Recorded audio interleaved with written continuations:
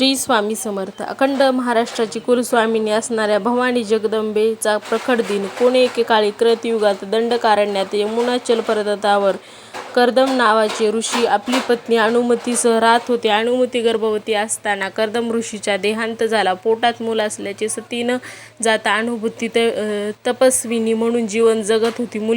मुलाला जन्म देऊन ती पुन्हा तपात निमग्न झाली. तिचा लैंगिक सौंदर्य पाहून कुकुर नावाचा दैत्य तिला त्रास देऊ लागला. तेव्हा अनुभूतीने कळवळून आदिशक्ती जगदंबेला हाक मारली. भक्तावरचे संकट फेडायला आई जगदंबा त्वरित म्हणजेच घाईघाई धावून आली.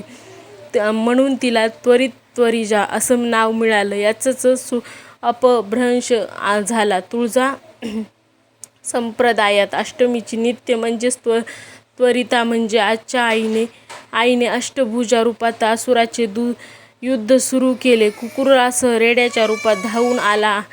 आईने त्याचं मस्तक उडवलं. रेड्याच्या शरीरातून दैत्य बाहेर आला. जगदंबेने त्रिशूलाने त्याच्या छातीचा वेध घेतला आणि अनुभूतीला संकटमुक्त केले.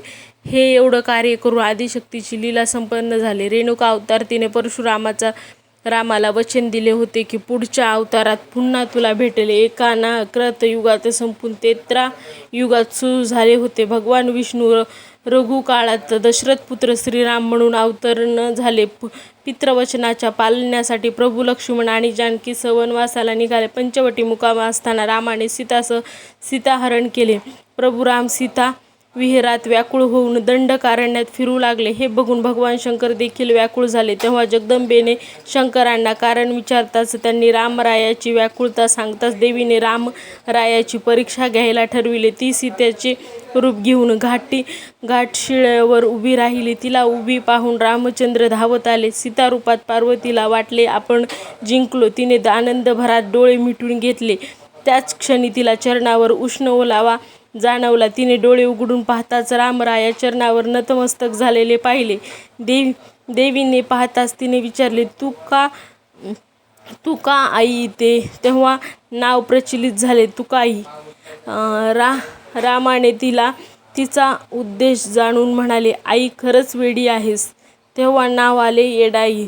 तिच्या या रूपाला पाहून भगवान शंकर नतमस्तक झाले. अशी जगाची आई म्हणजे भवानी. आई म्हणून भवानी किंवा भव म्हणजे शंकर याची स्वामिनी अर्थात भवानी. अशी ही जन्म माता अष्टभुजा जननी आई त्वरिजा भवानी अर्थात भक्तासाठी वेडी येडाई अशी तुळजापूरवासिनी अशा आदिशक्तीला प्रकट दिनानिमित्त अभिवादन. श्री स्वामी समर्थ.